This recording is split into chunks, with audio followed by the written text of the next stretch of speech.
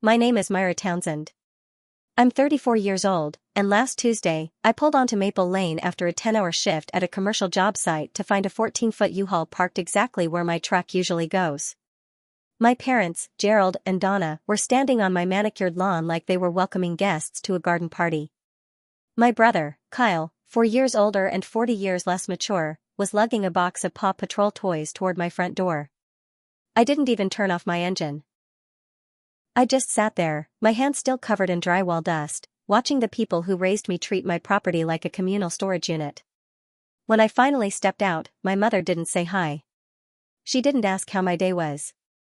She looked me dead in the eye, adjusted her Sunday best cardigan, and said, "Don't make a scene, Myra.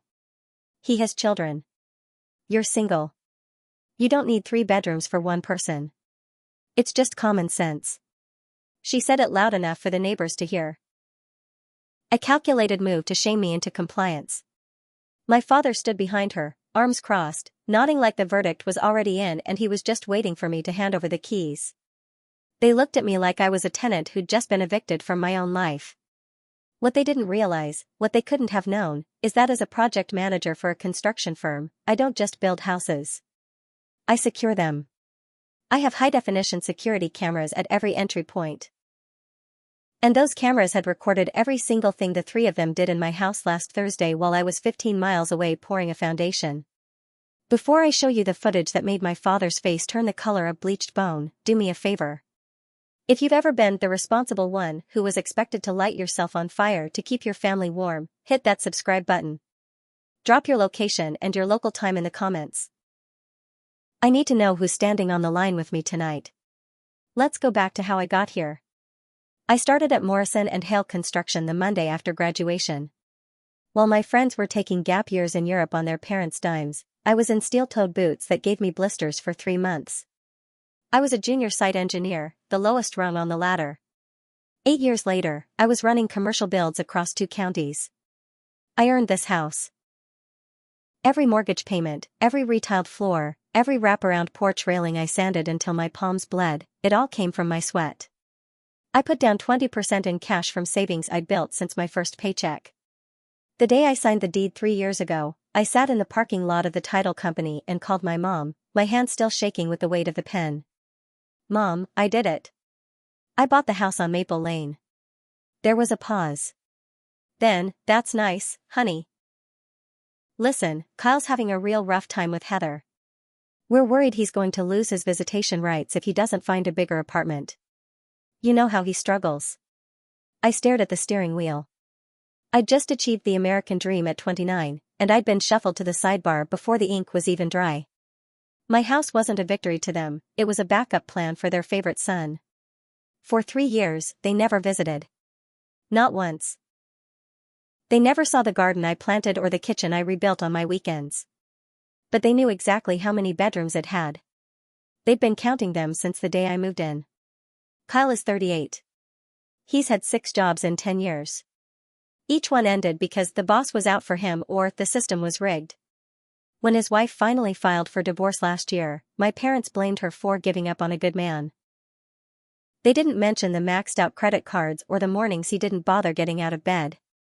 To them, Kyle was the golden boy who just kept getting tarnished by the world. And I was Myra, the strong one. "You're smart, Myra," my dad would say whenever I faced a problem. "You'll figure it out." The problem with being the one who figures it out is that your family eventually decides you don't have feelings to hurt. They think your boundaries are just suggestions and your no is just a starting point for a negotiation. 2 weeks ago, my mother called. She said, "Kyle needs a place, Myra. Your father's back can't handle him on the couch anymore. You have 3 bedrooms. It just makes sense for him to move in until he's on his feet." "No, Mom," I said. "That's my home. I'm not a landlord." "Don't be selfish," my dad barked in the background. "Family helps family." I hung up thinking that was the end of it. I was wrong. Because in my family, silence isn't peace. It's the sound of people looking for a spare key.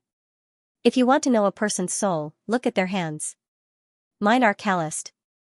I have a scar on my left thumb from a misfired nail gun and a permanent tan line from 8 years of wearing a hard hat in the July sun. My house on Maple Lane wasn't a gift.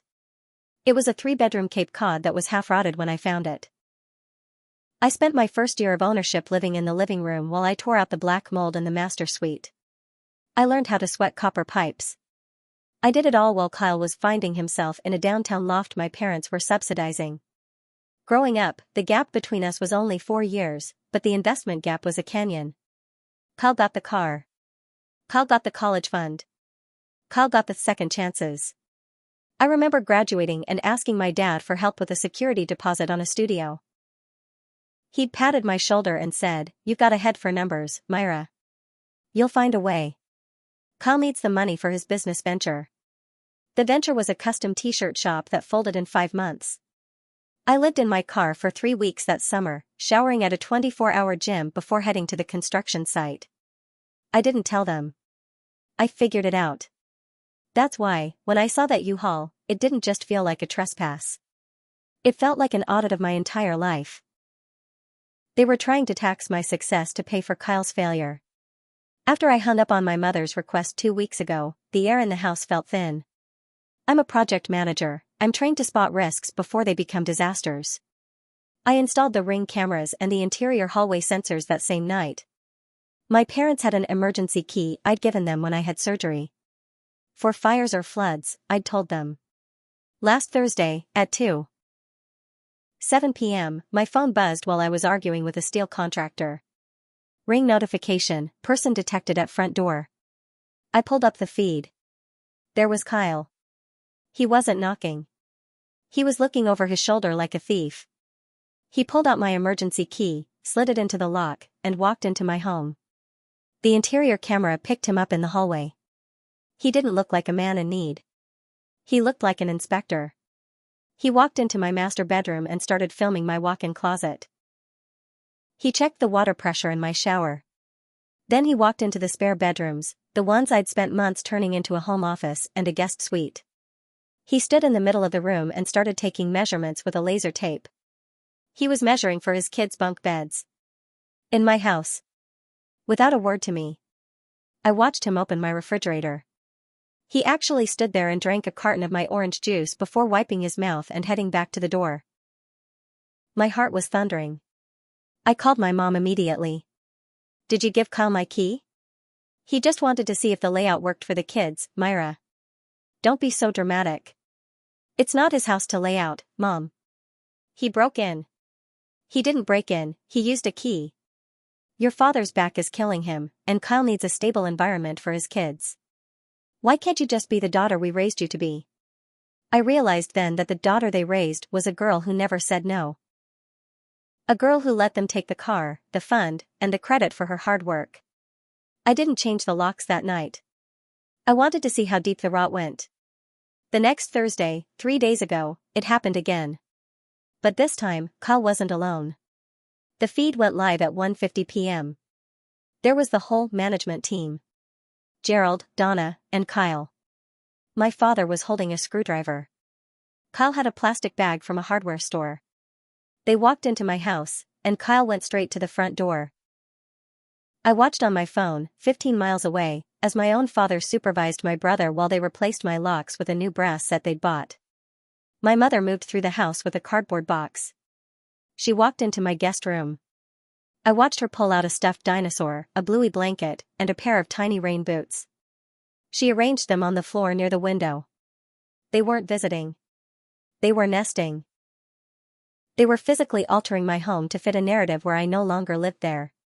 "She'll get over it," I heard my mother say on the hallway audio. "She always does. Once the kids are here, she won't have the heart to kick them out." "Yeah," Kyle muttered, tightening the last screw on the new lock. "She's the strong one, right? She can handle a little couch surfing for a few months." I saved the footage. I backed it up to 3 different cloud drives. I didn't call them. Instead, I called a locksmith and scheduled him for 6 p.m., exactly 30 minutes after I knew they'd be heading to their Friday night fish fry. By the time the sun went down on Friday, I had the only keys to the house on Maple Lane. And I was sitting on my porch, waiting for the moving truck I knew was coming. Watching your own family invade your space is a unique kind of trauma. It's not like a stranger breaking in. A stranger wants your TV, Your family wants your peace. They want to overwrite your life with their needs. When I watched that footage of Kyle measuring my spare rooms, I felt like I was being erased. I've spent my entire adult life building a floor because my parents wouldn't give me one. And here they were, using the emergency key I gave them out of love to pull that floor out from under me.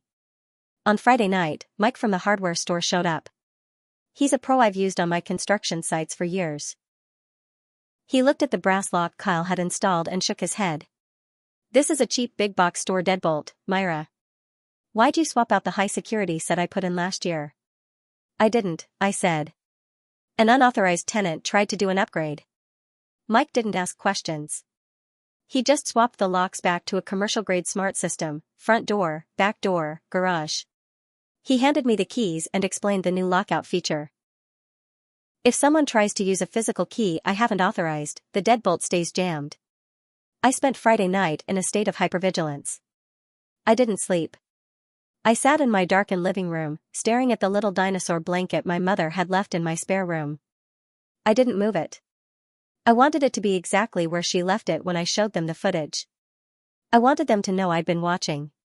Janet Calloway, my neighbor, came over the next morning. Janet is a retired real estate attorney with a heart of gold and a spine of rebar. I showed her the video. She watched it twice, her face shifting from concern to fury. That is a Class A misdemeanor, Myra. They're using emergency consent for a non-emergency purpose. That's a violation of trust the law doesn't take lightly. They're my parents, Janet. And that's your house, she replied. Love doesn't come with a right to your door locks. If they show up with a truck, you call the police. Don't argue. Just call. At 9:02 a.m., I heard the rumble. The U-Haul pulled up, with Kyle looking smug behind the wheel. My father's truck followed. They didn't knock. Kyle walked straight to the back of the U-Haul and rolled up the gate. I saw bed frames, mismatched dressers, and a mountain of boxes. I stepped onto my porch. I didn't say a word. I just stood there with my arms crossed. My father walked up the path, holding the new key Kyle had given him. He didn't even look at me. He just reached for the handle. Clink. Nothing happened. He tried again. Clink. Key sticking, he muttered. Kyle pushed past him. Let me try. I just put that lock in on Thursday. He slid the key in. It turned, but the deadbolt didn't budge. The smart lock's red light flashed, a silent access denied. Kyle looked up at me, his face turning a blotchy red. What did you do, Myra? I fixed my house, I said. My mother walked to the bottom of the steps. Myra, don't be like this. The kids are coming over this afternoon. They're excited to see their new rooms. The kids aren't coming over, Mom. Because Kyle isn't moving in. We've been through this, my dad shouted, rattling the door handle. You're one person. You have 3 bedrooms. It's wasted on you. Then Kyle should find a job that pays for a 2-bedroom apartment, I replied. And you should find a hobby that isn't breaking into your daughter's home. My mother gasped. Breaking in? We had a key. You gave it to us. I gave you an emergency key, I said, stepping down toward them. And last time I checked, my brother wants my guest room isn't an emergency. It's a burglary. You're calling your own family burglars? My dad roared. I'm calling it what it is, I said. I pulled out my phone and tapped a button. I'd set up my living room TV to face the front window, and I'd cranked the volume to max. The screen flickered to life. There they were. Last Thursday. Kyle with the screwdriver. My father nodding. My mother carrying the tiny rain boots. The audio blared across the front lawn, she'll get over it. She always does. The street went silent. My father's face went from furious patriarch to caught criminal in 3 seconds. He looked at the TV, then at me. He went white. You recorded us? My mom whispered. I recorded 3 people trespassing, I said. And if that truck isn't off my curb in 60 seconds, I'm sending this footage to the police. The sound of my mother's voice blared from the living room speakers and echoed off the houses across Maple Lane, she'll get over it. She always does. It was a digital ghost, haunting the very people who had spoken those words just 72 hours earlier. My father, Gerald, froze with his hand still on the useless brass key. The alpha male posture he'd maintained for 60 years evaporated. He didn't look like a patriarch anymore, he looked like a man caught with his hand in the drawer. Myra, he stammered, his face a ghostly, bloodless white. Turn that off. The neighbors. The neighbors already know, Dad, I said, stepping down to the final porch step. They saw the locksmith on Friday. They saw me carrying Kyle's nesting boxes out to the garage. And right now, they're watching you try to steal a house from your own daughter. Across the street, Mrs. Henderson didn't look away. She stood on her porch, arms crossed, her expression a mix of pity and cold judgment. The Golden Boy narrative was bleeding out on my sidewalk. Kyle kicked the tire of the U-Haul, his face twisting into a mask of rage. This is insane. You're recording us? Like a Fed, Myra? We're just trying to make sure Emma and Liam have a place to sleep. They have a place to sleep, Kyle, I shot back. They have a home with their mother. You're the one who doesn't have a place, because you'd rather hijack my mortgage than hold down a job. My mother, Donna, didn't go for the anger, she went for the holy martyr routine. She collapsed against the side of the truck, dabbing at her eyes with a tissue. How could you, she sobbed, loud enough for the neighbors to hear. We raised you to be a Christian woman, and here you are, shaming your father in public. Over a guest room. It's just a house, Myra. It's just wood and stone. If it's just wood and stone, Mom, then why did Kyle need to change my locks in secret? Silence. The kind of silence that happens right before a storm breaks. You invited us to have a key, she shrieked. I gave you a key for emergencies, I said. And since there wasn't a fire or a flood on Thursday at 2:14 p.m., that makes your entry a felony. Janet? Janet Calloway stepped forward, her voice crisp and professional. In the state of Pennsylvania, unauthorized entry with the intent to alter the property is a serious offense, Donna. I've already advised Myra to file a formal trespass warning. The Martyr Act vanished, replaced by the sharp, defensive hiss of a woman losing her social standing. You stay out of this, Janet. This is a family matter. It stopped being a family matter when you brought a commercial moving truck to a private residence, Janet replied. I pulled out my phone and opened the keypad. I'm giving you 60 seconds, I said. Kyle, get in the truck. Dad, get in the Ford. If that U-Haul is still on my curb at 9:15, I'm calling the Ridgewood PD and handing them the footage of the break-in. You wouldn't, my father whispered. You wouldn't arrest your own father. Try me, Gerald, I said. For 34 years, I've been the strong one. The one who figures it out. Well, today I'm using that strength to protect the only thing I have that you didn't give me. Get off my lawn. The neighbors were moving now. Mr. Martinez walked to the edge of his driveway, phone in hand, eyes locked on Kyle. It was a silent message, we're all watching. Kyle slammed the back gate of the U-Haul shut. The sound was like a gunshot in the quiet morning air. He climbed into the cab and killed the engine's silence with a roar. My mother climbed into the passenger seat without a word. My father was the last one. He stood on my walkway, looking at the house he'd never helped me paint, the house he'd never sat in for a meal, and for a split second, I saw the realization hit him. He hadn't just lost the house. He'd lost the daughter who always got over it. As the Ford pulled away, my mother rolled down the window. Don't expect a call on Christmas, she screamed. I wasn't expecting one anyway, Mom. I shouted back. I stood on the porch until the taillights disappeared. The street was quiet again, but it was the silence of a foundation that had finally set. Janet walked over to the bottom of my steps. You okay, honey? I'm fine, I said. And for the first time in my life, I wasn't lying to make someone else feel better. But the family files don't close that easily. By noon, every aunt, uncle, and cousin in 3 counties had been told I was a monster who'd called the cops on my homeless brother. The social war had just begun. The U-Haul was gone, but the air on Maple Lane still felt heavy with the scent of diesel and betrayal. I didn't go back inside to cry. I didn't call my mother to argue. I walked into my kitchen, grabbed the manila folder containing my deed, and went straight to the Ridgewood Police Department. My project manager brain had taken over. When a site is compromised, you don't mourn the damage, you secure the perimeter. Officer Reeves was behind the desk. I didn't tell her a sob story. I laid a thumb drive on the counter alongside a copy of my property deed. I want to file a formal trespass warning, I said. Against Gerald, Donna, and Kyle Townsend. She looked at the names, then at me. Your parents and brother? No, I corrected, my voice as level as a laser line. 3 adults who entered my home without authorization while I was at work, and attempted to forcibly relocate into my residence today. She watched the footage on her monitor. I watched her face as Kyle's screwdriver met my deadbolt. When the clip ended, she didn't ask if I was sure. She just started typing.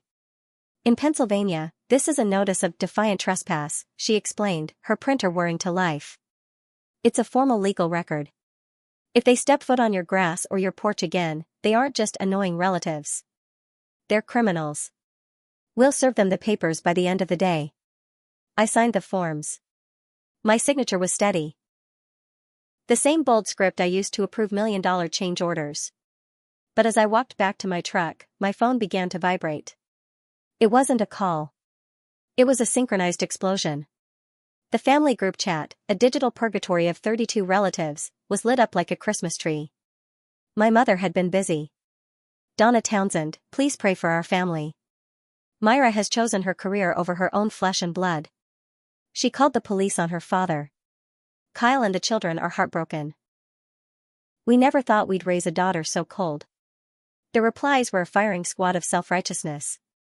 Aunt Linda, Myra, how could you? Family is all we have. That house has plenty of room. Cousin Steve, calling the cops on Uncle Gerald? That's a new low, even for you. I sat in my truck, the engine idling, and felt the weight of the family narrative trying to crush me. For 34 years, this was how they won. They'd broadcast a half-truth, wrap it in a prayer request, and let the collective guilt of 30 people force me into a surrender. I didn't reply to the chat. I called Rob, my IT manager at work. Rob, I need a private, password-protected link to the Ring footage from Thursday. The whole 12 minutes. And I need a digital copy of the trespass warning I just filed. You going nuclear? Rob asked. I'm going audit, I said. In construction, if a client disputes the progress, you show them the logs. My family is disputing the truth. I'm just providing the documentation. 10 minutes later, I had the link. I went back into the group chat. I didn't type a paragraph. I simply pasted the link and a PDF of the police report. Myra Townsend, for those interested in the family first logic, here is the footage of Kyle and my parents changing my locks while I was at work on Thursday. And here is the police report for the trespass. My home is not a communal asset. The discussion is closed. The chat went silent. No more prayers. No more shame on you. Just the little gray bubbles of 15 people watching a video of my brother breaking into my house. I turned off my notifications and drove home. Janet was waiting on her porch with a glass of wine. The police were just here, Myra. They served your father and brother at the hardware store. Apparently, Gerald tried to tell them he was just checking the plumbing, and the officer told him he didn't need a U-Haul to check a pipe. I sat on my porch steps, the cold air finally feeling like a relief. They hate me now, Janet. My own mother told the whole family I'm cold. Good, Janet said. Let them think you're cold. Cold is better than convenient. People don't try to move their furniture into a block of ice. But I knew my father's birthday was on Sunday. It was the Townsend Gala, a massive church hall potluck. I knew exactly what my mother was planning. She thought she had the room. She thought she had the microphone. She forgot that as a project manager, I never walk into a meeting without a backup power source. The silence in the group chat after I posted the video didn't mean they were sorry. In my family, silence is just the time it takes to sharpen the knives. By Friday morning, the digital war had moved into the real world. I walked into the local hardware store to pick up some weather stripping, and the air changed the second I stepped inside. Mr. Miller, who had known my father for 30 years, looked at me, looked at his clipboard, and walked into the back room without a word. My mother hadn't just smeared me in a private chat, she had taken her performance to the streets of Ridgewood. I sat in my truck and checked the messages I'd ignored overnight. Aunt Linda, Myra, I watched that video. It's uncomfortable. But surely you can see they were just desperate? Kyle is a father. A father's love makes people do strange things. You calling the police? That's what we can't wrap our heads around. Cousin Steve, real talk, you're making Uncle Gerald look like a criminal on his 65th birthday weekend. That's cold, Myra. Even for a site boss. They were doing it again. They were contextualizing a crime into a misunderstanding because it was easier than holding Kyle accountable. In their eyes, my success was a weapon I was using against them, and their failure was a tragedy I was obligated to fund. I called Rob at the office. Rob, that AirPlay setup, can I run it from my phone to any smart TV if the network is open? Yeah, Rob said. Why? You planning a presentation? My father's 65th birthday party is Sunday at the church hall, I said, my voice as steady as a concrete pour. My mother has invited the whole town. She's going to stand at that podium and deliver the eulogy of Myra's character. She thinks she's the only one with a story to tell. And you're going to be the technical director? Rob chuckled, but there was an edge of concern. Myra, that's high stakes. If you pull that trigger, there's no going back to Sunday dinners. Rob, I haven't been at the Sunday dinner table for years. I've been the one paying for the groceries while sitting in the hallway. I'm done being the ghost in my own family. I spent Saturday in a state of clinical preparation. I treated it like a project closeout. I organized the folders on my phone, the lock change video, the U-Haul confrontation, the trespass warning. I knew the layout of the church hall, a standard multipurpose room with a mounted 75-inch TV. The Wi-Fi password was the year the church was founded. I'd known it since I was 10. That evening, Janet came over with a look of grim determination. They're calling you the Ice Queen at the Bridge Club, Myra. Your mother told them you've changed since you got that promotion. That you don't value traditional roots anymore. I value roots, Janet. I just don't value parasites. Good, Janet said. Because tomorrow is a theater of the absurd. Donna has turned a birthday into a political rally for Kyle's victimhood. If you go, you can't go halfway. You either sit there and take the stones, or you bring the shield. I'm bringing the whole wall, Janet. I checked my Ring camera one last time before bed. The porch was empty. My house, the one I'd bled for, was secure. But as I lay in the bedroom Kyle had already measured for himself, I realized the hardest part wasn't the legal fight. It was the realization that my parents didn't see me as a daughter. They saw me as a resource. An unoccupied room. A vacant lot. Tomorrow, I was going to show them that this lot was fully developed, and the owner was home. Sunday morning arrived, crisp and hypocritical. I woke up at 5 a.m. and had the same argument with myself I'd been having since Friday. Don't go. Stay home. Let them tell whatever story they want. But I knew what would happen if I stayed silent. Donna Townsend would stand in that church hall, surrounded by 40 people who had known my father for decades, and deliver the authorized version of events. She'd paint me as the cold-hearted mogul who called the cops on her father. She'd leave out the part where they broke into my house. I got dressed with the precision of a woman heading to a deposition. Navy blazer, charcoal slacks, leather boots. I put on my project manager face. My mother was going to be looking for any sign of instability, and I was going to give her a concrete wall. I drove to the church. Fellowship Hall smelled of coffee and floor wax. There were happy 65th birthday banners and a massive sheet cake. 40 people, family, church friends, neighbors, my entire universe compressed into one room. I didn't go to make peace. I went because silence is how they win. The moment I walked through the double doors, the temperature dropped. The polite hum of conversation halted. People looked at me, then immediately looked away. Aunt Linda set her pitcher down with a deliberate thunk and turned her back. Uncle Steve gave me a nod so brief it barely counted as movement. I was the daughter who called the cops. My mother sat at the head table with Kyle. She was wearing her Sunday best cardigan and a gold cross. Kyle sat beside her, holding his son on his lap, the picture of a persecuted father. Kyle walked past me on his way to the coffee station. He didn't say hi. He leaned close, just enough for me to hear, "You really showed up? After what you did?" I sat alone and waited. Finally, my mother stood up.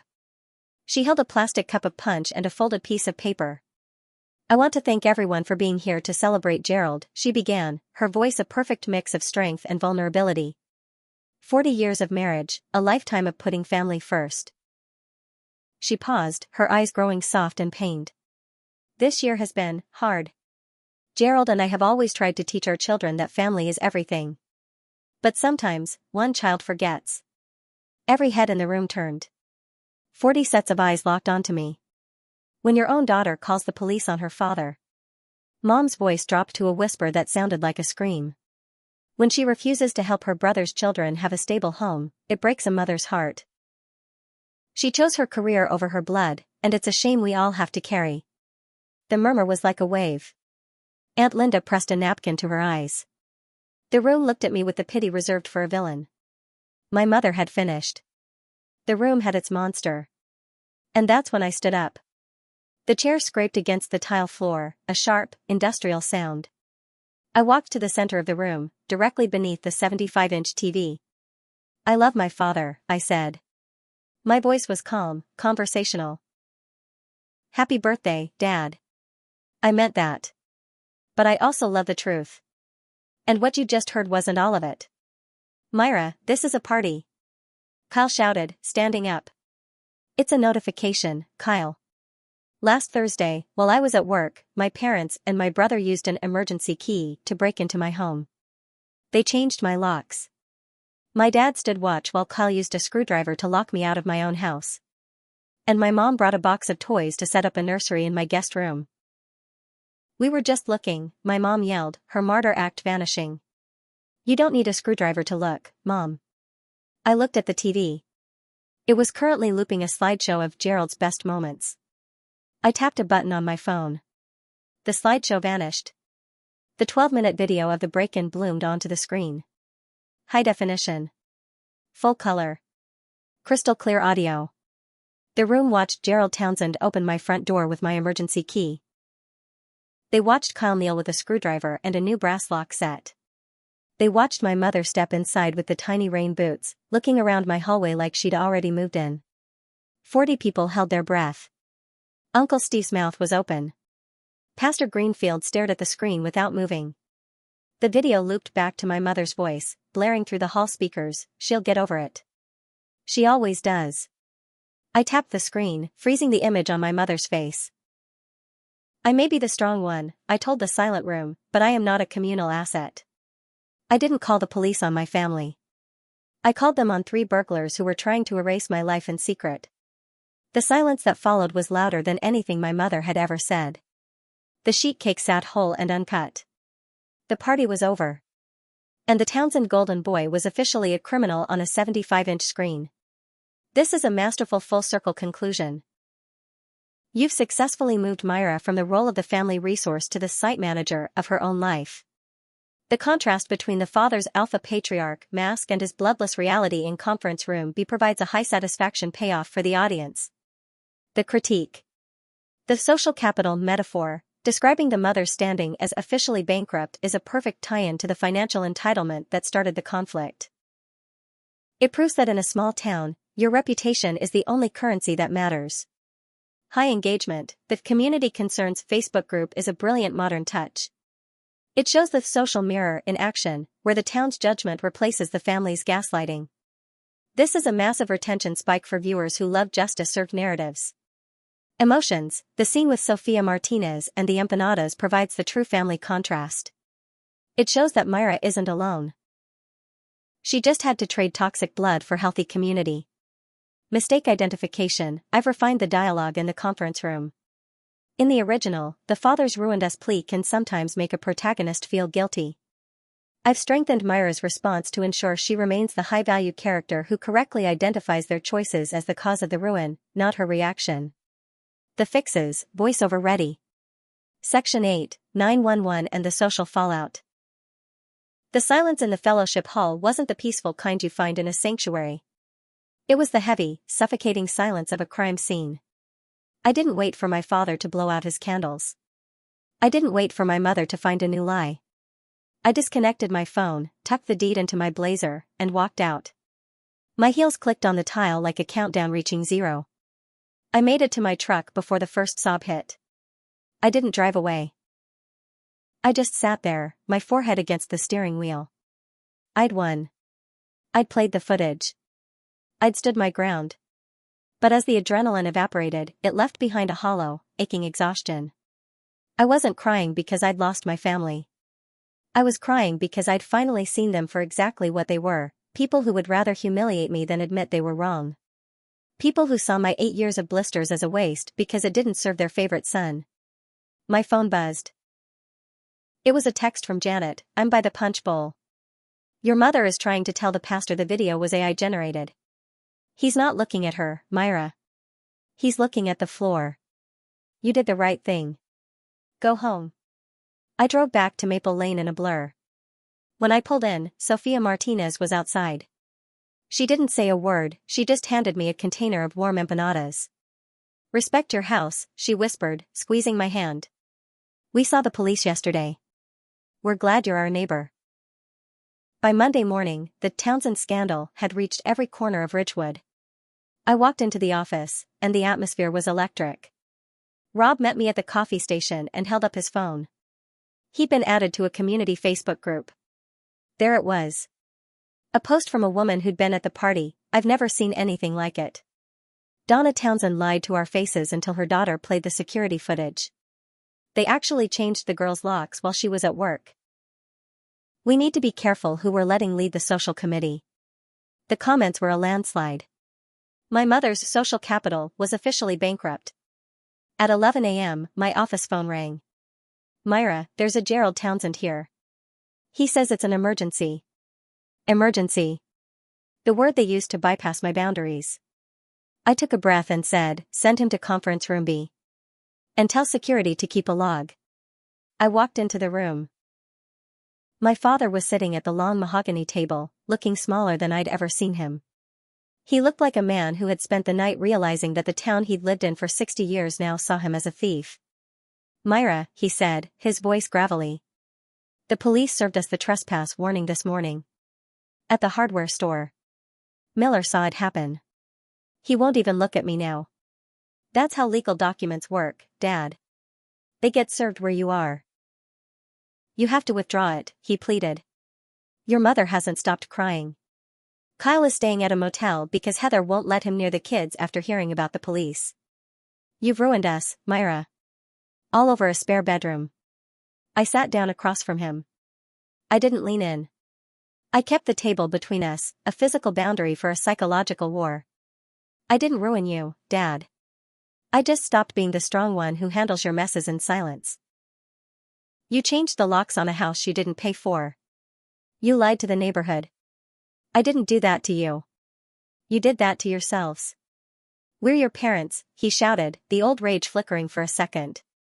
And I'm the homeowner, I replied. The trespass warning stays. If Kyle needs a place to stay, tell him to use the deposit money you gave him for that t-shirt shop 5 years ago. Oh, wait, he spent that, didn't he? My father stared at me. He looked for a weakness, a sign that I'd get over it like I always did. He found nothing. Don't come to the house, Dad. Don't call the office. The Family First discount is officially closed. He stood up. He didn't say goodbye. He walked out of the room, leaving behind a trail of shame that no amount of church punch could wash away. I went back to my desk and opened a new spreadsheet.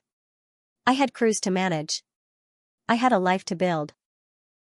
For the first time in 34 years, I wasn't waiting for their approval to breathe. I was the site manager of my own life. And the foundation was finally solid. The Townsend Gala didn't just end a party, it ended an era. In the construction world, we have what's called a punch list, a final inspection of every flaw that needs to be corrected before a project is officially closed. That Monday after the birthday ambush was my personal punch list. I sat in my office at Morrison and Hale, ignoring the 36 what happened texts, and I drafted the final terms of the Townsend family dynamic. I didn't do it with tears. I did it with the clinical precision of a site manager. Item 1, the lockout. I changed my number. The direct line to my peace was now by invitation only. If my mother wanted to send a passive-aggressive Bible verse at 6 a.m., she could send it to an empty inbox. Item 2, the social audit. I met with Janet Calloway on my porch. She brought her attorney face. "Your father's lawyer called me today, Myra," she said. "He's trying to argue that the emergency key constituted a standing verbal lease. He's trying to claim Kyle was a tenant at will, so you'd have to go through a 90-day eviction." I didn't even flinch. I just tapped my phone and played the audio from the Ring camera again. "She'll get over it. She always does. A tenant doesn't change the locks in secret, Janet," I said. "And a lease requires an exchange of value. Kyle hasn't paid for a light bulb in this house. Tell that lawyer if he files that motion, I'll countersue for felony conversion of my security system." Janet smiled, a sharp, predatory grin. "I already did." He hung up within 3 minutes. Item 3, the site inspection. I walked through my house, room by room. I went into the guest room, the one my mother had tried to turn into a bluey shrine. The tiny rain boots were still there. I didn't throw them in the trash. I wasn't going to give them heartless sister ammunition. I packed them into a professional shipping box, taped it shut with industrial tape, and scheduled a courier to drop it at Kyle's motel. Transaction complete. No emotional loose ends. But the hardest part was the town hall reaction. Ridgewood is a town built on proper appearances. My mother had spent 30 years cultivating the image of the perfect matriarch. Now, every time she walked into the supermarket, she was the woman who tried to steal her daughter's house. I went to the diner on Tuesday morning, the same one where my parents had breakfast with their church group. I walked in, hard hat in hand, and the room went silent. My parents were in their usual booth. They were staring at their menus like they were written in a foreign language. I walked straight to their table. "Myra," my mother whispered, her voice stripped of its vibrato. "Everyone is looking at us. Are you happy? You've made us pariahs in our own church." "I didn't make you anything, Mom," I said. "I just stopped being the person who helped you hide." The trespass warning stands. Kyle's boxes are at his motel. And if you want to see me, it won't be for a Sunday performance. It'll be when you can look at me and see a homeowner, not a spare bedroom. My father didn't look up. He just gripped his mug until his knuckles turned white. He'd spent his life building houses for other people, but he'd forgotten how to respect the one his daughter built for herself. I walked out and headed to the job site. The new blueprint was in effect. I had a 3-bedroom Cape Cod on Maple Lane. It was quiet. It was clean. And for the first time in 34 years, the only person with a key was the woman who had earned the right to turn the lock. Kyle didn't get my house. He didn't get my money. What he got was a wake-up call that family isn't a blank check you can cash when you're too lazy to work. I sat in my truck and watched the cranes move on my high-rise project. The foundation was poured. The structure was rising. And for Myra Townsend, the strong one, the view from the top was finally starting to look like home. In construction, there is a moment called substantial completion. It's the point where the structure is safe, the utilities are running, and the owner can finally occupy the space. It doesn't mean every scratch is painted or every ghost is gone, but it means the building is finally standing on its own. That is where I am now. 3 months have passed since the birthday ambush. Ridgewood has moved on to newer scandals, but the geography of my family has permanently shifted. Kyle is still at the motel, but for the first time in 38 years, he's actually working. He's a night shift supervisor at a logistics hub, a job I know he hates because it requires him to be accountable to a clock, not a parent. He realized that when I called the police, the safety net didn't just fray, it evaporated. Without my spare bedrooms to fall back on, he had to find his own floor. He sent me a text last week. It wasn't an apology. It was a photo of a lease agreement for a small 2-bedroom apartment. "Kyle, signed it today. No brass locks this time. Just my own." I didn't heart the message. I just replied, "Good. Keep the oil changed in the U-Haul." It's a start, but trust isn't a gift, it's a structure you build, brick by boring brick. My mother has entered a phase of aggressive silence. She hasn't called, which is her way of trying to make me feel the weight of her absence. But she forgot that I've spent my whole life feeling the weight of her presence, the demands, the guilt, the expectation that I would always shrink so Kyle could grow. To me, the silence isn't a punishment, it's a vacation. My father sends me a construction update every Tuesday. Usually just a photo of a site or a question about a new zoning law. We don't talk about the locks. We don't talk about the moving truck. We talk about load-bearing beams and foundation depths. It's the only language we both speak where neither of us has to be the villain. Janet Calloway still comes over for wine on Saturdays. We sit on the wraparound porch I built with my own 2 hands, watching the sunset over Maple Lane. The neighborhood is a lot quieter since the Townsend circus left town, she said last night. It's not just the neighborhood, Janet, I said. It's the inside of my head. I used to think that being the strong one meant I had to carry everyone else's bags. I thought that if I was successful enough, I could eventually buy my way into their respect. I thought my spare rooms were wasted because they weren't filled with the people who raised me. I was wrong. Those rooms aren't wasted. One is my office, where I design the skyline of this county. One is a guest room for the friends who actually show up when I'm tired, not just when they're broke. And the master? That's for the woman who spent 8 years in the mud and the rain so she could finally sleep in a house that belongs to her. If you're watching this, and your family is treating your success like a communal bank account, if they're telling you that your no is selfish, I want you to look at your hands. Are they calloused? Did you do the work? Did you stay late when everyone else went home? Then the house is yours. The life is yours. And the emergency key stays in your pocket until you find someone who actually knows what an emergency looks like. My name is Myra Townsend. I am a project manager, a homeowner, and a daughter who finally learned how to build a boundary that no screwdriver can turn. The coffee is hot, the door is locked, and for the first time in 34 years, the only person I'm figuring it out for is me. That's my story. If you've ever had to change the locks on your own life to keep your peace, tell me about it in the comments. We're building a new neighborhood here, and the first rule is, the owner is home. Thanks for staying until the end of the file. I'll see you on the next job site. Thank you for watching. Subscribe Family Files for more.